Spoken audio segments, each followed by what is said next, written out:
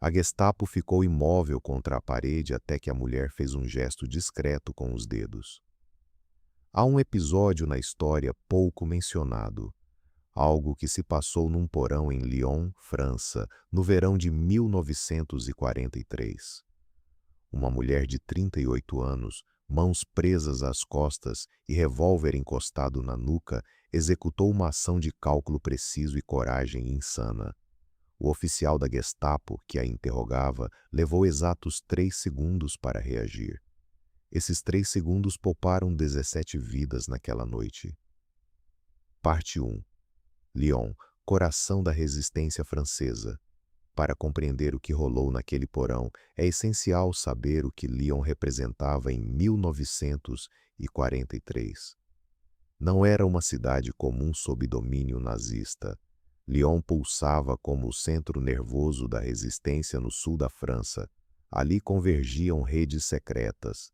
Mensageiros transportavam microfilmes ocultos em solas de sapatos. Falsificadores labutavam 12 horas diárias, criando identidades que decidiam entre vida e morte. Médicos da resistência tratavam tiros sem indagar nomes e padres escondiam armas em sacristias impregnadas de incenso. Se Paris era a vitrine da França ocupada, Lyon era seu núcleo oculto e vital. A cidade ficou sob controle alemão direto em novembro de 1942, com a Operação Anton, quando Hitler mandou ocupar todo o território francês, antes deixado sob o governo colaboracionista de Vichy. Até então, Lyon ocupava uma zona ambígua, formalmente livre, na prática vigiada, eticamente tensionada. Após novembro, o véu caiu e a ocupação impôs sua ferocidade total. Foi aí que chegou Klaus Barbie. Aos 29 anos, Barbie assumiu a chefia da seção 4 da Gestapo em Lyon, especializada em caçar, interrogar e desmantelar a resistência. Método astuto, com uma crueldade que até seus chefes achavam fora da curva, mesmo para padrões da Gestapo. Não agia no improviso, mas com exatidão cirúrgica. Torturava não só por prazer sádico, embora houvesse disso, mas por dados concretos. Cada sessão era uma equação: quanto sofrimento, quanto rendimento, em quanto tempo. A eficácia definia seu estilo. Os resistentes o apelidaram de Carniceiro de Lyon. O título era literal, não figura de linguagem, pelo que ocorria no quarto andar do Hotel Terminus, sede da Gestapo na Place Carnot. O hotel tinha quartos com vista para a praça, onde Lyon fingia normalidade, e porões sem luz onde a cidade era exterminada aos poucos. Nesse cenário em Lyon de 1943, Lucy Aubrac resolveu libertar o marido. Parte 2. Lucy e Raymond, amor na guerra. Lucy Aubrac não era o nome verdadeiro dessa mulher. Era o codinome da clandestinidade, usado em encontros da resistência, papéis falsos e diálogos cifrados. De verdade, chamava-se Lucy Samuel, professora de história num liceu de Lyon.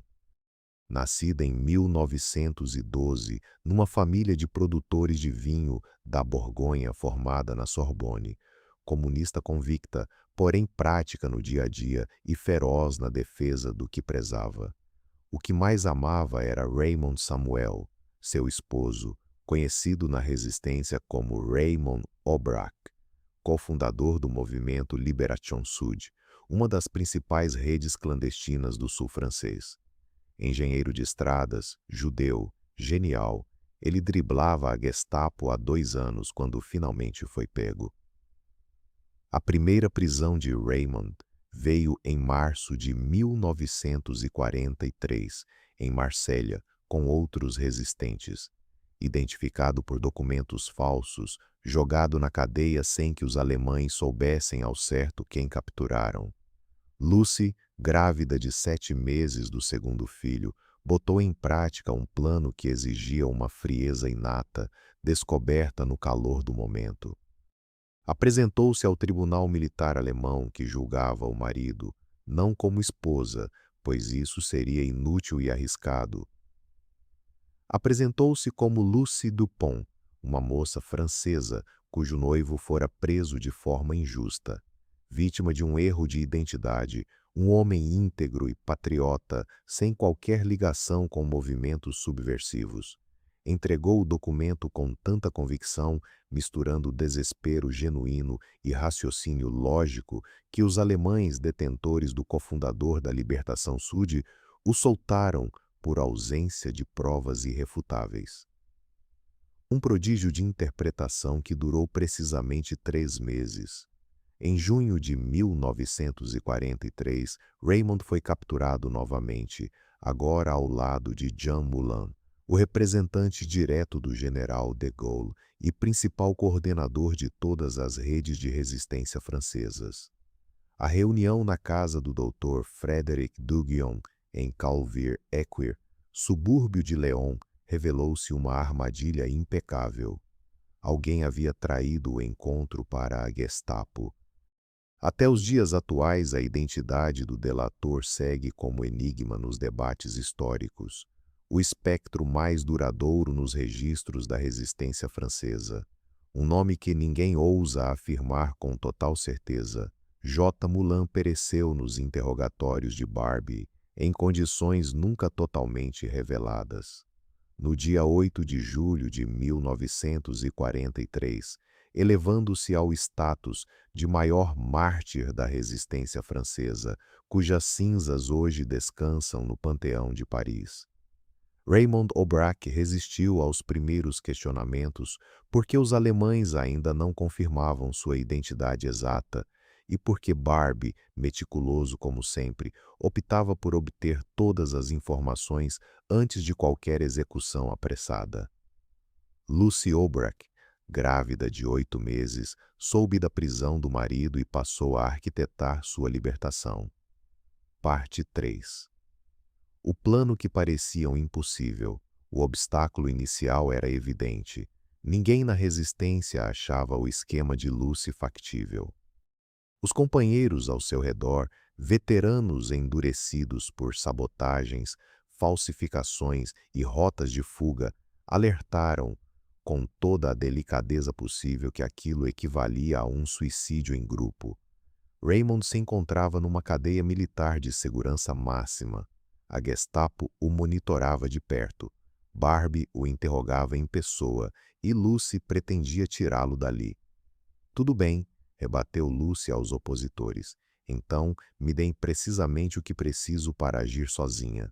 Não agiu sozinha, mas o plano era inteiramente dela, bolado nas madrugadas em que jazia com a barriga imensa do gestação adiantada e o pavor gélido de saber o esposo nas garras de Barbie. Nome que, em Lyon, em 1943, soava como veredito de morte.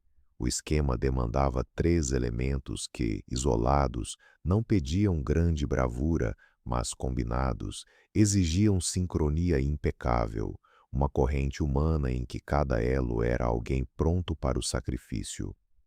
Primeira necessidade: passar uma mensagem a Raymond na cadeia para que ele soubesse da operação e se preparasse no instante preciso. Cabia a uma enfermeira que entrava legalmente na prisão e dominava a comunicação por olhares, pela disposição de itens numa bandeja, pelo ângulo de uma pasta sobre a mesa, um código visual sem palavras, capaz de enviar mensagens de 3 letras por visita. Foram precisas 4 idas para transmitir. Segunda-feira, furgão. Prepare-se. Segunda, descobrir o trajeto exato do furgão que levaria os detentos da prisão de Montluc ao QG da Gestapo para os interrogatórios. Isso se deu graças a um funcionário da administração prisional francesa, coagido a colaborar com os alemães. Mas o que ele viu nessa missão? A chance de aliviar um pouco a culpa. O sujeito repassou os dados em pedaços, hora a hora, dia a dia, com o medo estampado no modo como entregava os papéis dobrados 4 vezes, os dedos tremendo de leve. Terceira, e o que deixava todos em pânico: recrutar um time de homens armados para interceptar o furgão no coração de León em 1943, sob ocupação total, com policiamento rigoroso e chances reais de que metade não voltasse vivo do tiroteio com a guarda alemã. 16 se voluntariaram. Lucy O'Brack daria à luz 3 semanas após a ação. Dirigiu esses 16 do alto de um apartamento seguro no 5º arrondissement de León, com um mapa da cidade aberto na mesa da sala e um relógio de cozinha marcando os treinos da operação, cronometrando cada fase, prevendo cada imprevisto, mapeando cada risco de erro e inventando contramedidas para todos. O plano, no fundo, era direto. O furgão dos prisioneiros seria bloqueado na rua St. Helen, com Vinon 7, por um caminhão quebrado no meio da via. Os homens de Lucy atacariam dos 2 flancos ao mesmo tempo. Os detentos seriam soltos. Todos fugiriam em duplas para esconderijos já marcados. Raymond O'Brack seria transferido ainda naquela noite para uma identidade falsa, outra cidade e uma existência completamente nova. O que o esquema não previra era que, 3 dias antes da ação, um integrante do grupo de apoio fora capturado numa batida sem relação direta e sob tortura soltaram um nome, apenas um, de alguém que conhecia outra pessoa ligada ao plano. O elo frágil da corrente se rompera. Parte 4. Na véspera, Lucy descobriu o rompimento da corrente às 23 horas de um domingo, 48 horas antes do horário marcado para a operação. O mensageiro que bateu na porta do apartamento seguro era um garoto de 17 anos, o caçula da rede, que tinha o hábito de roer o lábio inferior sempre que trazia notícias ruins. Naquela noite, roera tanto que o sangue escorria. Prenderam o Clem, avisou o menino, esta tarde na estação Perrache. Clem era o codinome do sujeito que sabia o nome de Michelle, que por sua vez era o codinome do cara que conhecia a rota precisa e o horário exato do furgão. A corrente não ligava direto à operação, mas poderia chegar lá se Clem abrisse a boca sob interrogatório. E a dúvida não era se ele falaria, mas quanto tempo levaria, pois Barbie dispunha de métodos para arrancar segredos que tornavam a ideia de resistência humana algo quase abstrato, um capricho idealista. Lucy fez as contas. Se Clem cedesse em 12 horas e Michelle fosse preso e confessasse em mais 12, a Gestapo teria o plano inteiro em 24 horas, exatamente 24 horas antes da execução. Se Clem aguentasse mais, se resistisse além disso, restaria uma brecha, uma fresta estreita, mas viável. Adiantamos tudo, decidiu Lucy. Nos 3 horas seguintes, os 16 homens foram acionados. A ação marcada para a tarde de segunda-feira foi antecipada para a manhã do mesmo dia. O caminhão que trancaria a rua precisou ser reposicionado de madrugada. Os atiradores nas esquinas refizeram os cálculos de ângulos com a luz fraca dos postes sob o toque de recolher em Lyon. E Lucy O'Brack, com 8 meses e 2 semanas de gravidez, passou a noite em claro afinando os detalhes de um plano que criara para resgatar o marido e que agora disputava contra o relógio da endurance humana de um tal Clem, trancado no 4º andar do Hotel Terminus naquele exato momento. O que Lucy ignorava, o que ninguém na rede podia imaginar, era que Clem não cedeu em 12 horas, nem em 24. Ele suportou 48 horas de interrogatório nas mãos de Barbie antes de soltar qualquer dado útil, e quando finalmente falou, a operação já estava concluída. Mas isso Lucy não sabia naquela noite. Só sabia que o tempo disponível se contava em horas, e cada uma delas era um elo prestes a se partir. Parte 5. Segunda-feira de manhã. Rue Helen, 21 de outubro de 1943, Lyon, 9h47. A Rue Sten era uma via de tráfego médio no primeiro arrondissement, ladeada por prédios burgueses do século XIX, dois cafés que abriam cedo para os operários do mercado próximo e um cruzamento com a Rue Alexandre Vertet, que formava o ângulo cego exato que Lucy marcara no mapa como ponto ideal para a armadilha. O caminhão avariado era um Citroën de entregas de padaria, com capô escancarado e um homem debaixo dele simulando conserto no motor. Posicionado desde as 9 horas, ele obstruía o suficiente da pista para forçar o furgão da Gestapo a parar ou desviar, gerando os segundos de caos essenciais à missão. Os 16 homens se espalhavam em duplas, cada um em seu posto designado, com posições pensadas para tecer uma teia de tiro ao redor do furgão sem riscos de fogo amigo. Eram resistentes, não militares de carreira, mas meses de treino os preparavam bem. Na distância curta de uma emboscada citadina, a linha entre um resistente afiado e um soldado comum se borrava mais do que os manuais de guerra admitiam. Lucy não estava na rua. Ficava num quarto no terceiro andar de um prédio a 100 metros dali, junto a uma janela de onde avistava a esquina sem ser notada. Relógio na mão esquerda e na direita o vazio, pois só cabia esperar. O furgão surgiu às 9h52. Tratava-se de um Mercedes-Benz L100 cinza Feldgrau, com a insígnia da Wehrmacht na porta do motorista, flanqueado por um carro com 2 soldados na frente e outro com 3 atrás. 7 alemães armados no total para levar 4 prisioneiros franceses. Os alemães não imaginavam o quanto era pouco. O caminhão de pães tapava a metade direita da rua. O motorista do furgão freou, buzinou uma vez. Aguardou. O homem sob o caminhão nem se mexeu. O condutor buzinou de novo, agora com impaciência redobrada. O soldado no banco do passageiro abriu a porta e desceu em direção ao bloqueio, com o ar de quem vai lidar rapidinho com um contratempo bobo. Foi o sinal. Os 16 homens entraram em ação. O tiroteio todo rolou em exatos 43 segundos. 43 segundos que Lucy, da janela, contou mentalmente um a um, os olhos fixos, sem piscar nem por um instante. Sem fôlego regulado, só sem respirar mesmo. O corpo tenso, o bebê parado também, como se ele estivesse prendendo a respiração junto.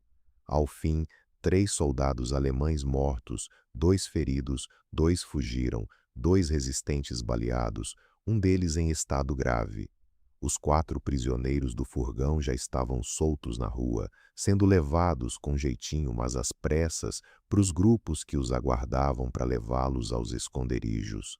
Raymond Obrecht avistou a esposa só quando já o empurravam para dentro de um prédio.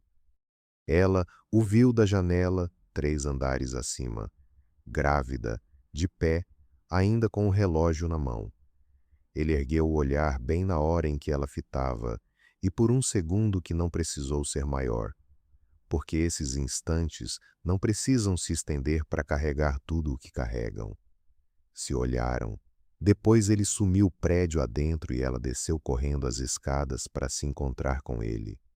Parte 6. A traição no coração da rede. Mas essa narrativa não acaba no resgate, porque as histórias da resistência quase nunca fecham do jeito que a gente gostaria. Elas param onde a vida real manda, quase sempre num canto mais sombrio e embolado do que qualquer conto de heróis toparia aceitar. 3 semanas após a ação, com Raymond Obrecht, vivendo sob o nome de François Ballet, num safe house em Clooney. E Lucy se refazendo, 10 dias depois de parir a filha Catherine, alguém da rede abriu o bico. Não foi Clement, que já tinha sido mandado para a Alemanha, sumindo do mapa até o fim da guerra. Foi alguém bem no miolo da operação, cujo nome Lucy Obrecht nunca soltou em público enquanto viveu, e que os historiadores ainda discutem até hoje.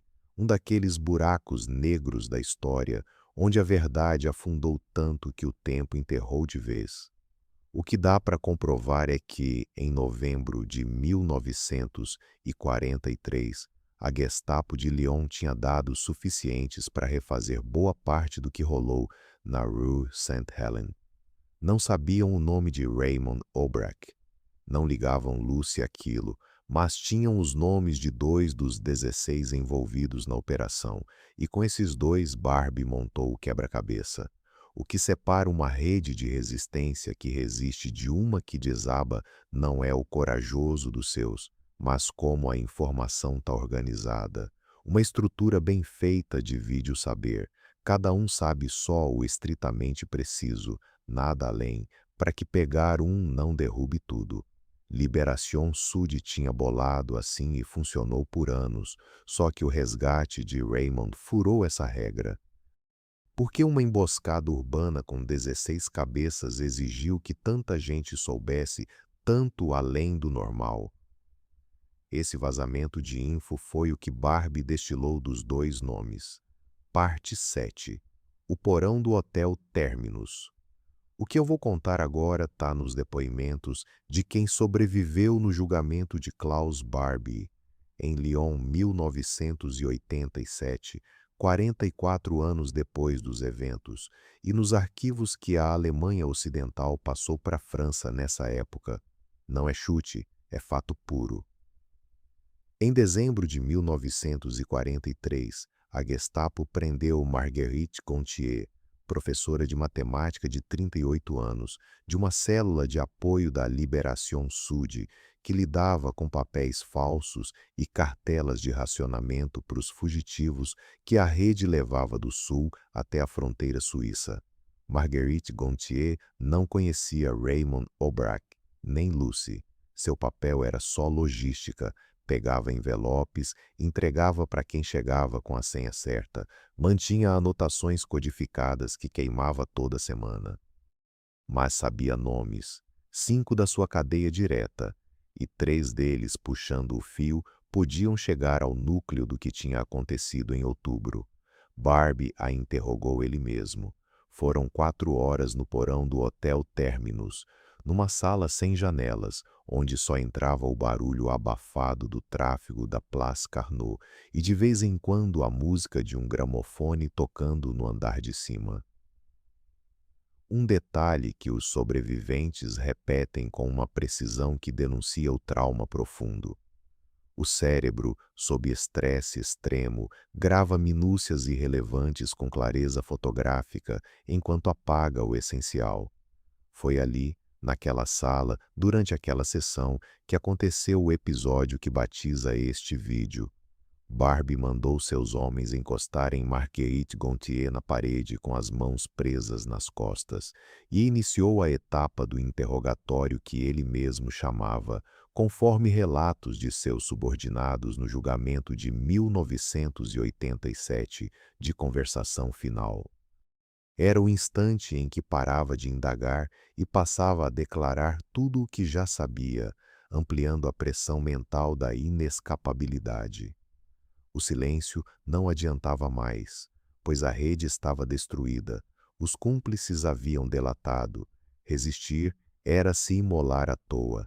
Método cruelmente eficiente, misturando dados verdadeiros a falsidades indistinguíveis, explorando a traição mais profunda, aquela que o indivíduo comete contra si mesmo após meses de luta, a voz interna que sussurra que se entregar talvez não seja fraqueza, mas juízo. Com a pistola encostada na nuca dela e o oficial sênior à esquerda anotando, Barbie falou a Marguerite Gontier. Já sabemos de tudo, basta confirmar um nome, só um nome, e isso acaba. Marguerite, que suportava de pé, havia 4 horas contra a parede, com os ombros semi-deslocados pelas cordas, sem dormir 2 dias desde a prisão, ciente de que isso acaba na boca de Barbie, não traria liberdade, mas uma execução um pouco menos demorada. Marguerite Gontier deu o sinal com os dedos.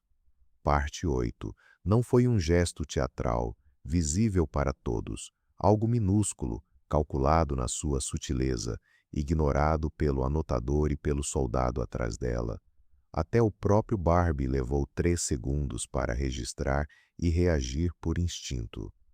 Com mãos amarradas, ela mexeu o indicador e o médio da mão direita num ângulo de uns 45 graus para a esquerda. Duração inferior a 1 segundo, imperceptível para quem não soubesse o que procurar. Mas havia alguém na sala que conhecia o sinal de cor.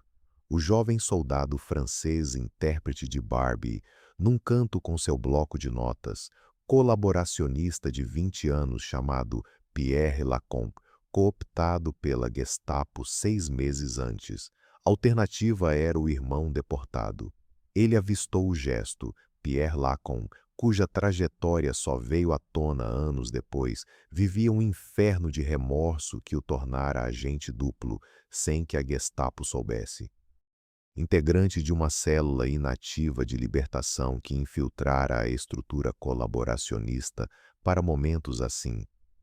O sinal de Marguerite ativava uma cadeia de emergência da rede para um plano que ninguém queria acionar.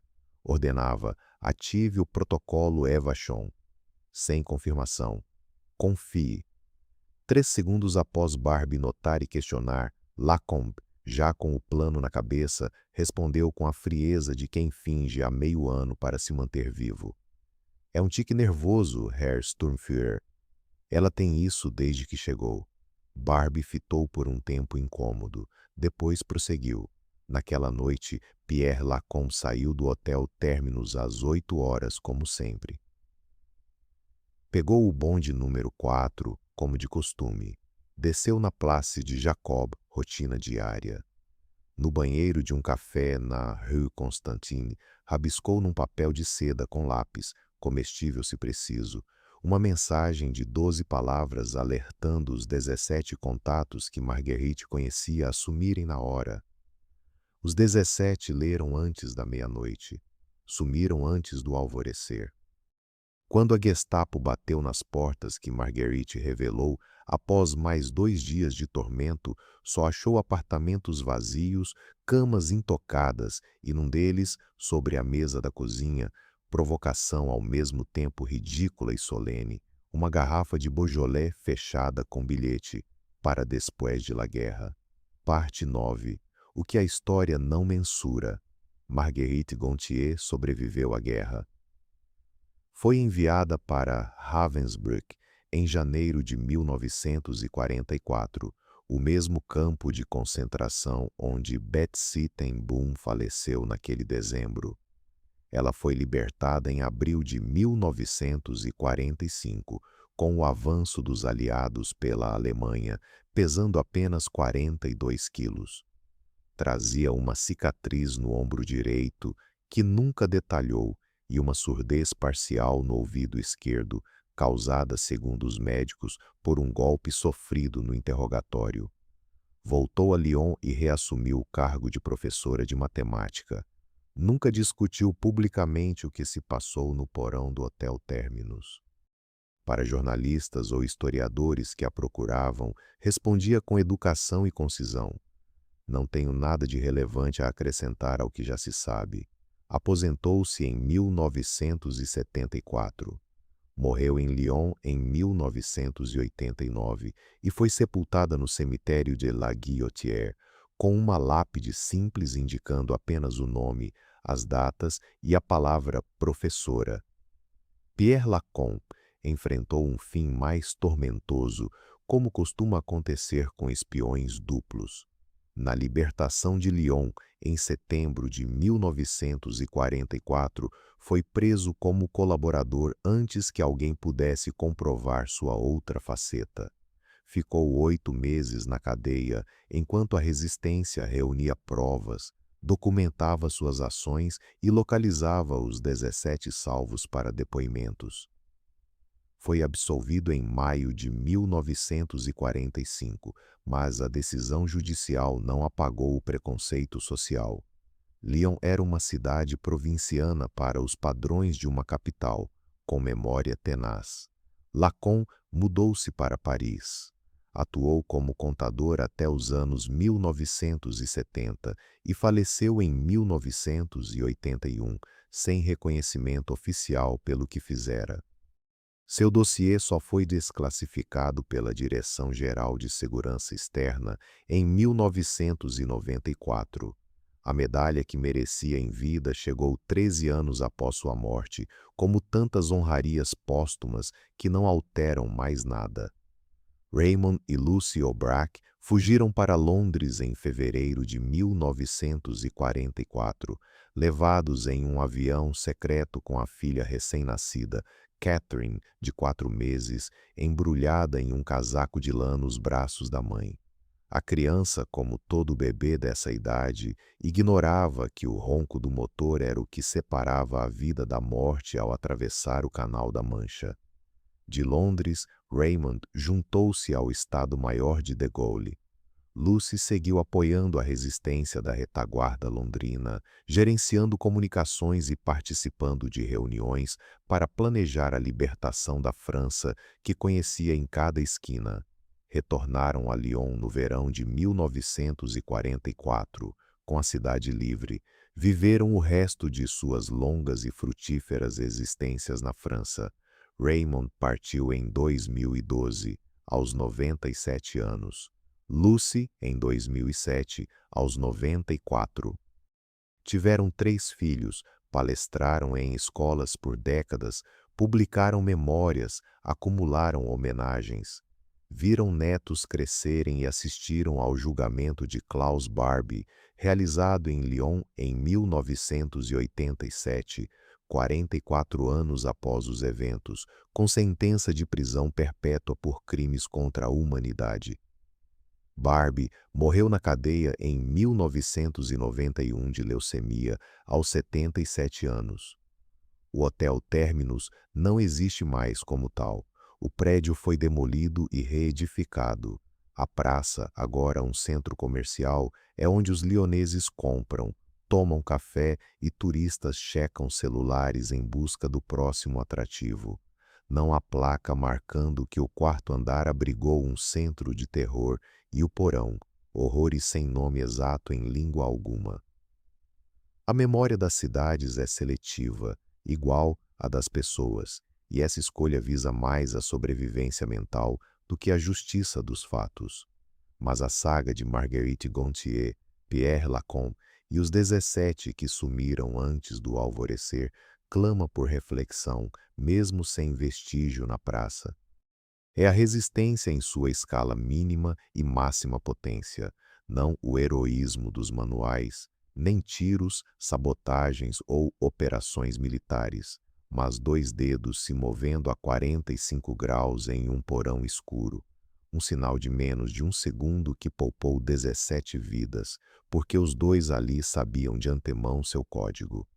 O que os nazis jamais captaram da resistência, o que Klaus Barbie, com sua frieza e brutalidade, não logrou destruir por completo, era que ela não pulsava nos arquivos apreendidos ou redes desmanteladas, mas nos pactos silenciosos entre indivíduos dispostos a antepor valores à própria vida. Esses pactos, por essência, não estavam em papéis confiscáveis nem em cifras decifráveis. Viviam no vazio entre 2 dedos na penumbra. Epílogo. O que isso nos ensina ainda hoje? Quando Lucy O'Brack ministrava palestras em escolas francesas nos anos 80 e 90, uma mesma pergunta surgia com a insistência de algo que cutuca uma ferida ainda aberta. Como você soube que conseguia fazer aquilo? Como soube que era capaz? Lucy sempre respondia com a serenidade de quem refletiu exaustivamente sobre o assunto e aceita que a explicação integral cabe mal em uma aula. Eu não sabia de antemão, só descobri no meio da ação. E é isso que eu quero que vocês compreendam. A coragem não é um traço que se tem ou não. Trata-se de uma escolha feita bem na hora em que a vida a exige. Só ali você descobre se pode escolhê-la. O que torna a história de Lyon em 1943 tão atual Mesmo após décadas da morte dos envolvidos, da reconstrução da praça e da liberação dos arquivos secretos. Não é só um relato de sobrevivência, heroísmo ou amor conjugal levado ao paroxismo, embora contenha tudo isso também. O que a torna viva é o que revela sobre o potencial de gente comum para erguer redes de resistência em cenários montados para sufocar qualquer oposição. Marguerite Gontier era professora de matemática. Pierre Lacombe, um rapaz de 20 anos dilacerado entre a família e a consciência. Os 16 homens que pararam a van na Rue Saint-Hélène eram operários, alunos lojistas, um médico. Lucy Aubrac era historiadora e grávida. Raymond Aubrac, engenheiro de estradas. Nenhum deles fora preparado para o que realizou. Todos viram que podiam porque a situação não lhes deu alternativa honrosa. E essa talvez seja a lição mais inquietante e ao mesmo tempo mais inspiradora dessa narrativa toda. A dignidade e o valor não pertencem a heróis raros, mas brotam como opções adormecidas em indivíduos comuns que, num instante decisivo, resolvem que não dá para ficar parado. O sinal de Marguerite Gontier mal durou um segundo. 17 vidas se estenderam por décadas. Na matemática, a relação entre esses números não tem termo próprio, mas na história chama-se resistência.